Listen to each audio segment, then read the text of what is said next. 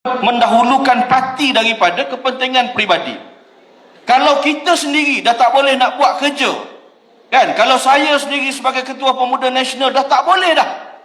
Saya sendiri kena sedar diri dan berundur dan beri laluan kepada orang lain. TKP ke, NKP, SUA, bendahari. Sebab kita duduk dalam parti ni ialah untuk serve parti.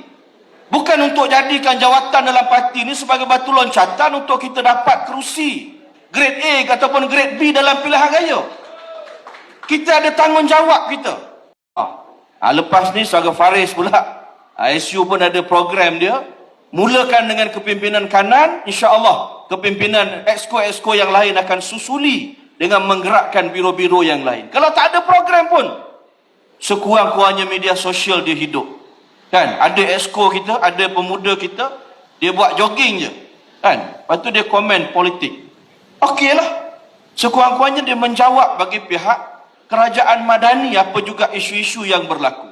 Jadi poin penting tuan-tuan untuk program amanah kita ini, selain daripada permulaan untuk kita buat perubahan, untuk buat lonjakan menghadapi pilihan raya yang akan datang, yang lebih penting sebenarnya ialah kita mesti benar-benar memahami bahawa kewujudan dan keberadaan pemuda ini ialah penentu kepada kelangsungan dan survival parti amanah negara. Kalau pemuda kita lemah, kita dah tahu dah 5 tahun, 10 tahun akan datang, amanah ini sudah tidak wujud lagi dalam landscape ataupun politik arus perdana. Kita tak mahu itu.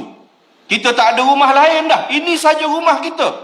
Dan kita berharap inilah parti yang terakhir yang kita akan duduk berjuang dan mengangkat negara kita menjadi negara yang hebat pada masa yang akan datang.